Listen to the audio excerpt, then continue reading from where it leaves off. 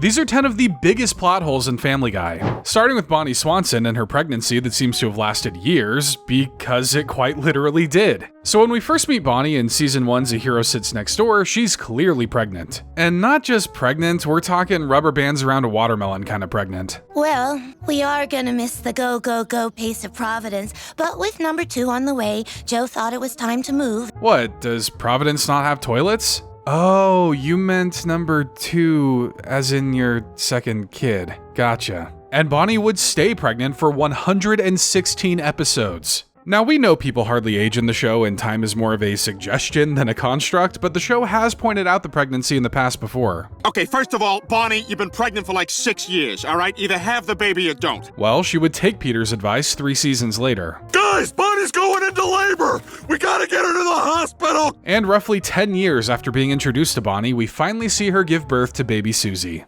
Congratulations, Mrs. Swanson. It's a beautiful baby girl. Who should be getting ready to start the 5th grade pretty soon. So yeah, the actual length of the pregnancy in the show is never exactly confirmed. It's hard to believe she's already 18. So does this extra long pregnancy actually affect Susie's age? Is she alright after being left in a woman for possibly years? Well, she seems fine, but it still doesn't really explain why Bonnie was pregnant for as long as she was. Maybe she just likes the attention. And speaking of babies, Lois's sister Carol also gave birth to one who was then promptly never seen again. So in the season 3 episode of Mission Impossible, Lois learns of some unfortunate news about her sister. My sister just called. Her baby's due any day now, and Ted just walked out on her. Sorry, but if they were making a movie all about me, I'd probably walk out on my wife too. Wait a minute, Carol, she the one with the jacuzzi and the pool table? Yeah. Yeah, I better come with you. That's Peter for ya. He'll never miss out on a chance to help his good old sister What's-Her-Face. At least Carol has a positive outlook about the whole thing. And as soon as the baby can crawl, it'll probably leave me too. Just like my 8 husbands. Jeez, what a downer. No wonder they left. But when it comes time to deliver the baby, Peter's kind of forced to step in. Oh, now I'm sure this isn't the glove drawer. Oh my God, who's gonna deliver my baby? Well, siblings-in-law aren't really supposed to be that kind of close, but Peter takes one for the team and delivers the baby. A baby girl. I'm so happy. But she has a penis. Well, we'll have to do something about that. Okay, so Carol gave birth to a boy, but don't get too excited to see what happens with the kid because this is his first and last appearance in the show. Truthfully, Carol would disappear from the show for a while before getting a main role in the season 9 episode, Brothers and Sisters. Jason left me. It's gonna be my 9th divorce. Yeah, just hanging out. 9 divorces? Look, if you keep falling down after years of practicing skiing, maybe skiing isn't for you. Get the hint, Carol? So Carol comes to stay with the Griffins for a while, suspiciously with no baby in tow. But at least she brought that happy, sunny demeanor. I mean, we have feelings. We're people. Right. It's like they all have the same mindset. It's like looking at a walking rainstorm during an eclipse. Mom, she's so sad and lonely. Look who the talking. But she doesn't have to wait too long until her heart gets stolen by yet another man. Hello. Well, hello. So the two get to know each other a bit, have a lovely walk on the beach, and make romantic gestures towards one another. I want to make this a night you'll never forget. I guess I'll just keep waiting for the love of my life to come and shoot a bystander for me. And in the span of what feels like 3 hours of knowing each other, both decide that they're the one for each other. Will you marry me? What? Oh, Adam, yes, Adam, I will. Sure, what's a 10th marriage? Her relationship history puts most Hollywood couples to shame. So they get married, but there's still no sign of that son of hers. Kinda seems like something you'd want your kid at, right? I now pronounce you husband and wife.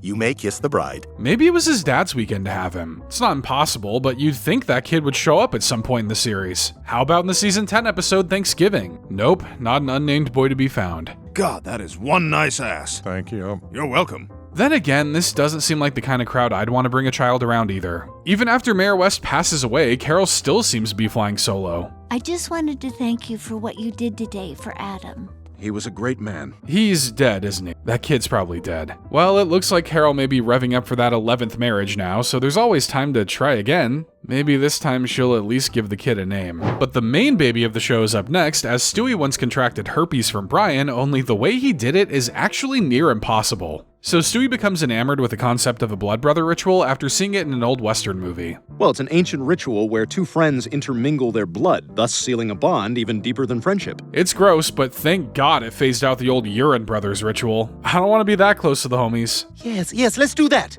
Brian, I want you inside me. You don't have to say it like that. Oh, he knows, but he really wanted to. So despite technically being the only responsible adult in the room, Brian agrees to go through with it. Hope they're up to date with their tetanus shots. You happy?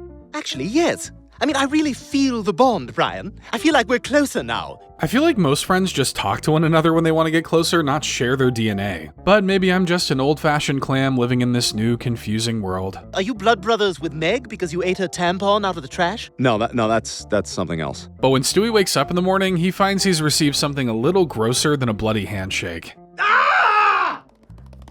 You son of a... You gave me herpes! And there's no closer bond than sharing that with a friend. Now you're her pals. Though Brian probably should have said something considering he knew he had it. You knew you had herpes and you still agreed to swap blood with me! Look, relax, it's not that big a deal. That's what they said about the Black Plague too, and then boom, 50% of Europe dead. Hey, at least we got some fire fits out of it. Stewie tries to hide his infection with a traditional toddler goatee, but that doesn't last too long. Oh my god! Your mouth looks like the underside of a boat! Hey, I used to live on the underside of a boat, and I take offense to that. But at least Stewie learns that he's not the only one dealing with this annoying affliction. Well, I just wanted to let you know you're not alone. Oh yeah? How so? Oh, so Brian is actively engaging in biological warfare right inside the house. He also gave Chris herpes through a blood brothers ritual, and he needs to be stopped. Well, we need to teach him a lesson. He's a menace! So Stewie and Chris find it to be in their civic duty to not let Brian spread his disease around anymore. You must be such a good person to knowingly go out with a herpes-riddled dirtbag. Ew! She can excuse the bestiality, but she draws the line at herpes. And they don't just stop there. They make sure all of social media knows about Brian's little affliction. What the hell do you guys want from me? I want to drive your Prius to the end of the block all by myself. A weird but doable request? Maybe the secret to finding a cure for herpes is to take a quick drive up the block, and he's gone. Luckily, all Stewie wants is an apology. I'm sorry, Stewie. You're right. I let you down. True, but if this was the real world, Brian actually would have been fine. Despite what the episode says, herpes can't actually be transferred to someone through blood, so you're free to do all the blood brother rituals you like. Now, it can be transferred through saliva via kissing, so really it was only a matter of time before Stewie caught it from Brian anyway. And speaking of Brian, many have wondered how he could still be a professed atheist despite meeting Jesus multiple times. So season 7 is one of the earliest times we hear about Brian's atheistic views. If there is a God, send another copy. I guess that's our answer. I tip my Reddit gold to thee, my fellow intellectual. For him, seeing is believing, but the show doesn't waste any time in giving him something worth seeing. Are you Jesus Christ? No. Oh my God, you are! You're Jesus Christ! Hey, I get that comparison all the time too, what can you do? So in the second episode of season 7, I Dream of Jesus, Brian gets introduced to the savior of mankind when Peter invites him over for dinner. Alright, I'll be the one to say it.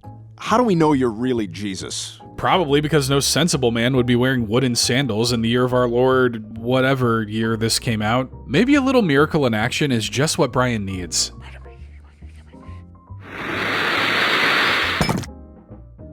Now that looks like the face of a guy who just witnessed an act of God. But later in the season, in the episode Not All Dogs Go to Heaven, Brian still stands by his atheistic views. Are you willing to open yourself up to God's truth? Oh, you're barking up the wrong tree, Meg. I'm an atheist. Honestly, the family's kinda right to be shocked. How do you discredit Christianity when you literally met the guy the whole shebang is about? I'm sorry, I just don't see any evidence. No evidence? Did you not just see Lois's bazookas balloon up right in front of your face? Must have just been the wind, huh, Brian? But maybe he just doesn't believe in the idea of religion. After all, Jesus did say this in season 8's Family Guy. Which religion should our family be? 601, they're all complete crap. Thank you. If the guy who's the symbol of the religion doesn't believe in it, then I guess Brian doesn't really have to either. But it's not like that stopped him from believing in a higher power when he needs there to be one, like when he thought the world was gonna end in season 8's April and Quahog. What do you think is gonna happen? What was that? You were praying! Come on, no, I wasn't. So Brian may not actually be an atheist, but a contrarian. Someone who doesn't follow something because it's popular, but bends a knee to it when it benefits him most. For shame, Brian. For shame. But what's perhaps even more confusing than that for Brian is the fact that he has a teenage son who is technically older than him. So in the season 6 episode, The Former Life of Brian, Brian is struggling to find his soulmate. The thing is, he already did years ago. Tracy Flanagan. She was the greatest girl I ever met, and I blew it. So just business as usual in the life of Brian. You meet a woman, you think she's the one, and then your ego ruins it for you. So much rinsing and repeating that Brian must be squeaky clean by now. So Brian decides to look her up and reconnect with her. Tracy Flanagan? Oh my God, Brian Griffin, is that you? Say no and sprint in the other direction. No one would blame you. You sure look different than the last time I saw you. Yeah, haircut. That's what it is. You know, I just couldn't put my finger on it. But before Brian can leave, Tracy drops a bombshell on him. Brian, this is Dylan. He's your son. Well, hard to argue against that. I mean, Dylan looks just like Brian. Well, Brian, a son. How about that? I think he's too busy thinking about how fast he can jump out that window next to him. But unfortunately, Brian isn't able to shake himself free of Dylan that easily. My mom wanted me to give you this. To Brian from Tracy. He's your problem now. Well, if he's just that easy to pass around, might as well make him the side of the highway's problem now. But the Griffins decide to give him a try. I hate you all! I didn't ask to be born! If I had a gun, I would kill you all! Well, he definitely has the right level of psychosis to fit into this family. After a while, Brian decides to put his foot down and tells Dylan to hit the road. This isn't working out. All right, I don't care that I'm your father, and you don't care that you're my son. We don't have anything in common. Well, there might be one thing. My pot! Your pot? Hell yeah, token with the folks. So that funny green stuff actually gets Brian and Dylan to finally have a heart-to-heart. You weren't there for me! Damn it, don't you think I wanted to be? Maybe it's just the smoke talking, but Brian's ready to make up for lost time and be there for Dylan after all these years. I mean, I'd imagine it beats paying child support. Was somebody looking for a son with a bright new path to adulthood and his very, very proud dad? No, I was looking for my AirPod that I fell asleep with in my ear that I can't find now, but your thing sounds cool too. So Brian turns Dylan's life around, but Dylan realizes that it may be time for him to go. I finally have a chance to transform my mom's life in the same way you transformed mine. Yeah, but you were a kid, you're adaptable. Tracy, she's made out of the stuff that you can't really change. But Brian concedes and Dylan leaves. I'm gonna miss that boy. Just not enough to ever really visit or hang out with him. Alright, so let's talk about the very obvious elephant in the room. How can you possibly have a 13-year-old son when you yourself are only 7? Yeah, so that means Brian would have had to have been -6 when Dylan was born? There really is no good reason for Brian to have a son of that age, but if you're feeling confused, Brian has the solution for you. If you don't like it, go on the internet and complain. That's the same thing I tell the IRS every year. Good luck liquidating a clam. I live in liquid, dum-dums. But Dylan isn't the only one with the confusing age, as Quagmire is apparently almost a senior citizen, even though the numbers don't add up. So in Season 7's Foxy Lady, the guys are sitting at the bar comparing driver's licenses after Peter gets drunk for his new picture. And then the copper will say, oh, you're fine. You're not drunk. This is you normal. I can tell by the picture. Yeah, but you usually aren't getting pulled over because you look drunk. It's because you just plowed through someone's fence with your car while blasting Limp Bizkit. Hey, let's see yours, Quagmire.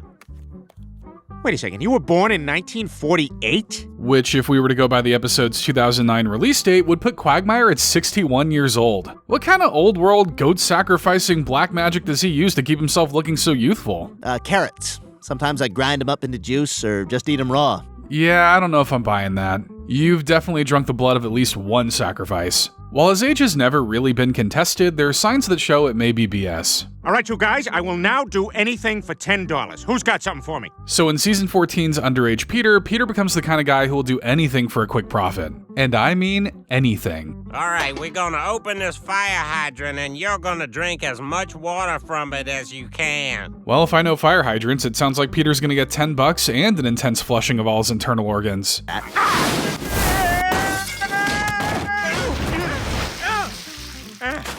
Honestly, this is the most exciting thing to happen in a library for thousands of years, so we gotta give him props for that. The public library suffered damage this evening when an area fat man smashed through the front of the building while attempting a drunken stunt. Well, that could be any area fat man, but Mayor West plans to take a stand against this act of drunken tomfoolery. So as mayor of Quahog, I hereby raise the town's legal drinking age to 50. Well, that just sucks for everyone, except Quagmire. What the hell? Why's Jerome serving booze to Brian? Because dog years are apparently an accepted legal form of age. But that's not important right now. What is important is that Quagmire is in the same boat as the rest of the guys, being unable to legally drink in town and resorting to other ways to get drunk. Brian can buy us booze. Oh my God, you're right. What, would you do that for us, Brian? Sure, why not? You know, Quagmire could have done that exact thing for them, so I can't really believe he's just being a good friend and quietly suffering with them. But hey, maybe he's just hung around these 40-year-olds for so long that he's forgotten he's over 60. It's possible, but there's something else that makes me doubt his age. Peter? Ida? Come, sit. So in the season 17 episode Trans Fat, Peter accidentally becomes a woman after trying to get ahead in life by lying about him being transgender. I've seen some whoopsies, but that is a big whoopsie. Peter, everything is gonna be okay. I promise. Oh, okay. But Peter finds some comfort in Ida, who details her journey of finding her true self. I lived for 61 years as a miserable, miserable man. So wait, hold up. Ida transitioned back in season 8, which was the season after we learned Quagmire's real age. Now I know time stands still in Family Guy world, but if these timelines are to be believed, that means Quagmire and his dad are the same age? It just took becoming a woman to make you a better man. Okay, my new headcanon is that Ida is Quagmire's sibling who decided to raise him after their father left them. It's not bulletproof, but neither is this show's logic. It's about as bulletproof as a wet napkin. And we aren't done with family confusion because Peter and the Griffin family lineage doesn't really make sense when you look at it either. So for the first 5 seasons of the show, we were under the impression that Peter's father was a man named Francis Griffin. I love you, Dad. I know you do, son. Their resemblance is uncanny, isn't it? But when season 5's Peter's 2 dads rolled around, all those assumptions got thrown out the window. It's a cookie from lunch period at the home. Well, I'm sure she'll love this. I want to see her eat it. So at Meg's birthday party, Peter decides to wow the partygoers with an impressive clown routine they've never seen before. All right, this is gonna blow you guys away. Grandpa! Well, I'm guessing most of them had never seen a man die right in front of them, so mission accomplished, I suppose. But in actuality, he lives long enough to give his son one last heartfelt goodbye. Peter, you're a fat, stinking drunk. Words he'll always remember, I'm sure. But if you're wondering how a fat, stinking drunk like Peter can be related to such a stick in the mud like Francis, well, so's Peter. Who's my real father? I knew this day would come. So Peter's actual father is an Irishman named Mickey McFinnigan, someone Peter's mother had a brief fling with. And yeah, there's no doubt here. The apple doesn't fall far from the Irish heritage apple tree. Top of the morning, laddies. Let me cut you an Irish rose. Okay, so Peter is definitely a McFinnigan, having inherited his looks and mannerisms while inheriting Francis's last name. That's all well and good, until you start to think about the rest of Peter's family. The story of the Griffin family history. So we've learned about multiple ancestors of Peter's, with one of the most prominent being Nate Griffin, who's appeared in at least 2 episodes. Is there like a human resources guy we could talk to? I have a work-related grievance. I'm sure a lot of people did back in those days, Nate. So Nate looks just like Peter and would also go on to carry the Griffin name, which doesn't make any sense because that means he would have to be related to Francis, and that isn't the case. And I thought the DMV was hard to understand. Sir, did you fill out the 1170? I think I did. Did you fill out the 1170? I filled this out. That's the 1190. But things are just as confusing in the present day, like when we meet Peter's sister Karen in the season 14 episode, Peter's Sister. Hey, Karen. Welcome to our... Bring it in, PP! You don't even have to go by looks to figure out if someone's related to Peter. You just wait until you hear the fart. But now Karen makes things even more confusing because not only does she look like Peter, but he also confirms that he grew up with her. You know, that's something even my own mom and dad never did for me. They just stood by and let Karen pick on me. So did Thelma go and get pregnant by Mickey a second time? Man, she seems like the one person Francis couldn't control. So yeah, the Griffin family tree is definitely a weird one. Someone ought to chop it down before its roots spread too far and eventually make everyone a Griffin. But Peter isn't the only one with a confusing past, as Brian's journey to becoming the Griffin family dog is also shrouded in confusion. So the first time we're ever told of Brian's backstory is in the last episode of season 1, Brian Portrait of a Dog, where Brian's mad at Peter for asking him to act like a dog. How bad do you really have it here? When I found you, you were nothing but a stray. You swore you would never speak of that. Oh, come now, Brian. There's nothing wrong with washing windshields on the highway. You're providing a nice, guilt-inflicting service. No, thank you. I just had it cleaned. No, jeez. But instead of paying Brian, Peter instead offers to take him home with him. I probably shouldn't have to say this, but maybe don't do that with randos you meet on the side of the street. You hungry? Because, my wife makes this beefaroni casserole out of this world. Then again, spreading the good word about beefaroni is an admirable job. So judging by Peter and Brian's appearances, it's safe to say Brian was already an adult dog when Peter found him, most likely finding him a couple years before this episode. But to see Brian's life before that, we'll need to go to Season 2's Road to Rhode Island to see his cute little puppy days. Excedrin headache number 1. Puppy mill. Damn. Hey, does anyone here have thumbs? Wow, only a few days old and he's already too smart for his own good. But he doesn't hang out long before his owner comes and takes him away. Hey, whoa! Mom, do something! Mom, help! Dang, that's actually kind of traumatizing. No wonder he grew up to be such a jerk. So from there, the timeline gets a bit muddy. We aren't really sure what happens to Brian after this, as we've been shown he doesn't meet Peter until he's older, but if he's being taken away from his mother, that means someone's adopting him, right? Yeah, you bet your ass I'm right. You want arm wrestle? Come on, right now! Glad to see the trauma hasn't really affected him. But who adopted him? How did he end up as a stray afterward? Will we get answers to this? Right now, the best I can offer you is I don't know. But now we've arrived at Season 7's The Man with Two Brians, where things get even more confusing. Family, I'd like to introduce new Brian. Hey, gang! So in this episode, with Brian getting older, Peter gets a new dog to help ease the family's pain when he eventually passes. I guess that means he would also inherit Brian's name once he dies. It'll be like he never went anywhere. He's not just a delightful new friend for the family, he's your replacement. So Brian feels as if he needs to go out of his way to remind the family how much they love him, and he's got a special treat to help him out with that. These are home movies from when I was a puppy. Ah, yes, the key to anyone's heart. If you see someone who at least doesn't crack a smile when they see a puppy video, call Homeland Security because you might have an alien on your hands. So, where did this footage come from? You may think it's from Brian's previous owners, but no, that's totally Peter's arms and the outside of their house in those later clips. So this now confirms that the Griffins had Brian as a puppy, which contradicts his origin story we saw in Season 1. Who cares? No one's paying attention anyway. Oh, look at him sleep. Oh, I wonder what he's dreaming about. Probably pushing Brian into traffic so he can become the top dog. But things get even more confusing once we get to Season 19's Who's Brian Now, where Brian reunites with his original family. So Brian is out drinking heavily in the woods, because what else would he be doing on a Friday night? But he passes out and wakes up in a pound. Good morning, buddy. It's morning? You can talk? Does Brian have to go through this with every person he meets for the first time? Now that's a plot hole. Luckily, they're able to scan a microchip in Brian to find out where his home is. So you can go back to your owners, the Hendersons of Bristol County. It's like looking into an alternate universe where everything went right for Brian. So it turns out Brian belonged to another family who reported Brian to be missing right before Peter found him. We thought we'd never see you again. We made a grave for you and everything. Want to see it? Kind of a weird thing to do for a dog you've only had for a few days. So with the introduction of the Hendersons, this means Brian was taken from the farm and given to the Hendersons, who then lost him, and he eventually ended up on the Griffin's door. Well, it sure is great to be back home. So this either makes that Season 1 episode non-canonical, or Peter just remembered it wrong and he was actually a puppy when he found Brian. But either way you look at it, Brian found the perfect family where he can pretend to be smart despite being incredibly dumb. You ever invent a time machine, Brian? Grow a brain. But you would think that the Griffin children would have the same origin, however, that may not actually be the case. So Meg, Chris, and Stewie make up the Griffin children, though the specifics around their births and who they're related to is up for some debate. Oh boy, a baby! I saw my Spanish teacher leave one of you in a trash can! Stewie is perhaps the easiest to confirm, as we get to actually witness his birth in the Season 11 episode Yagilamath, albeit backward, which is just as weird as it sounds. The power of the Uno reverse card has perhaps grown too powerful. So we know Lois is the mother, but there's a bit of speculation about who his father could actually be. Am I a baby? No, Stewie, come on. I doubt it. I mean, maybe. Yeah, probably, yes. So in Season 9's And I'm Joyce Kinney, it's revealed that Lois was once in an adult film, and one of the actors looks quite familiar. Oh, look at that. See, now I'm really starting to get suspicious.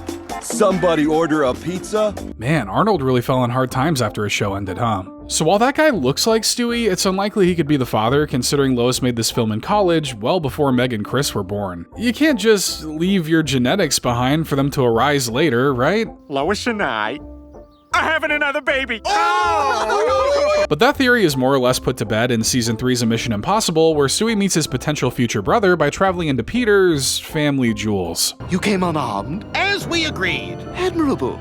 But foolish! So Stewie looks nothing like Peter, but it does look like he's carrying some kind of football head gene. Well, there are definitely a lot worse things he could have inherited from Peter. No questionable looking chin for him. When you're born, don't let the doctor slap you on the ass. It degrades us all. Meg's origins are a tad more complex. We at least know she was born from Lois, evidenced by episodes like Season 12's A Fistful of Meg. Peter, would you give this to the nurse? Uh-huh.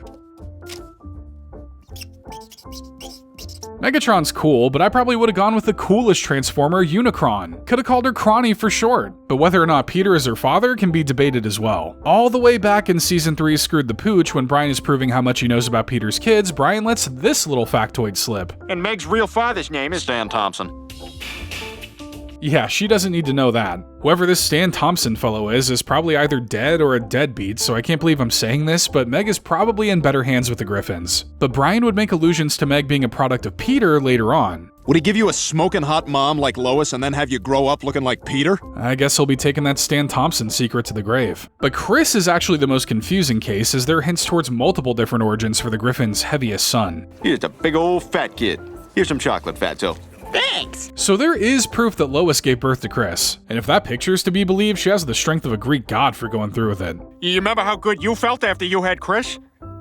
And in case you're wondering, yes, a baby like Chris can do a lot of damage. After he was born, they had to rearrange most of my organs. Oh yeah, he dragged half of Lois right out with him. Ah, the beauty of childbirth. Who needs body horror movies when you have that? But despite looking much more like Peter, there's still some doubts that Peter is actually Chris's father, just like the rest of his siblings. Gotta slap a chastity belt on Lois, apparently. And all I know is 9 months later, Chris is born. Yay, I'm a...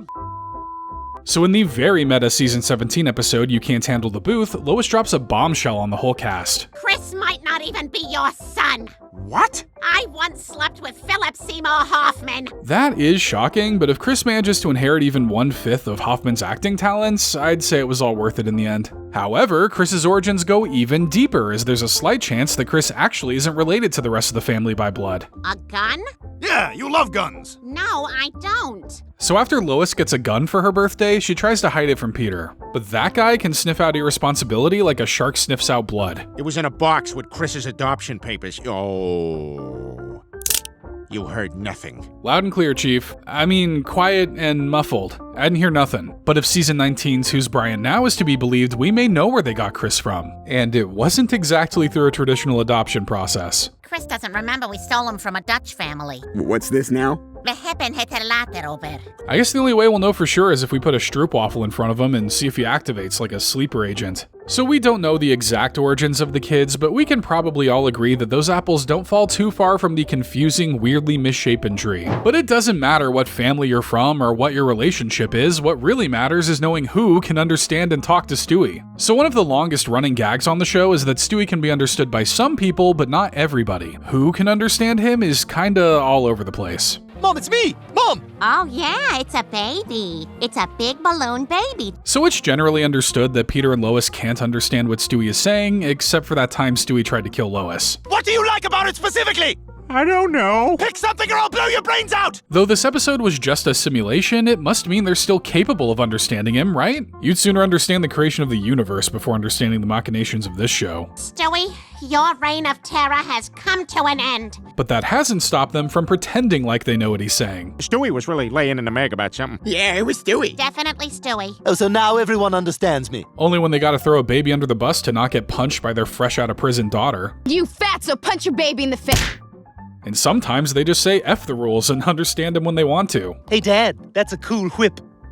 Ah, I thought you couldn't understand me! This infers that they can understand him and just choose to ignore him. Well, how can you say you don't like it if you haven't even given it a chance? I agree with Stewie, it's not really fair. Unless it comes to talking about The Godfather, I guess. Even a baby will tell you that the movie doesn't insist upon itself. But for the longest time, Brian was the only family member who always understood Stewie, but that would later change when Chris suddenly became aware of what the baby was saying. Why would you do that for me? I'm your brother, Chris. We're a team and we've got to look out for each other. But that same luck hasn't translated to Stewie's sister, Meg. You're my hero! I am not letting you out of my sight again. Meg still seems to view him as just a baby and nothing more, though I'm sure Stewie isn't exactly itching to have Meg as a best friend. But what about everyone else in Quahog? Really? Isn't she one of those people outside the family who can understand me? No, I think because of Cleveland, she's close enough to the main cast that it might be a little weird. So it seems like the logic is that, aside from Brian and Chris, the main and supporting cast isn't able to understand Stewie. Or at least they can understand some of what he's saying. Well, I get the gist of what you're saying, Stewie. Okay, to be fair, Loretta is hardly considered a main character by season 7. But still, there's a bit of inconsistency with some of the Spooner Street gang. What do you like?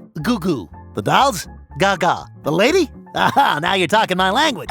So in season 21's The Stowaway, it seems like Quagmire can vaguely understand what he's saying, but not completely. I know you're just a baby, but I feel like you really understand me. I can understand you, dude. But alcohol seems to make things a bit easier. Probably because enough wine will reduce your brain to that of a toddler's. Don't think my car lays like a woman's car, right? Yeah, no, wait, man. Okay, good. Meanwhile, it seems like Cleveland and Joe can understand Stewie pretty clearly. You know I love you, but those jeans, they ain't for you. I knew it. I think I just needed to hear it. Thank you, Peter's baby. And the same goes for Joe. I guess whenever it comes down to fashion sense, adults have no choice but to prick up their ears and listen to him. Copy that. But going back to what Stewie said earlier, it seems like if a character is outside the main cast, they have a better chance of understanding him. You want me to put a dead dog under your tree? Yes! Man, this rulebook is all over the place. So the immediate family can't understand him except Brian and Chris, neighbors like Quagmire and Cleveland can more or less understand him, and people outside the family have no problem understanding him. It's not just confusing to me, characters from other shows are still trying to understand it too. Damn it. I always wake up before I find out if they can understand the baby. But don't be like Hank and miss out. Be sure to leave a like and subscribe so you can stay up to date on all our great Family Guy content.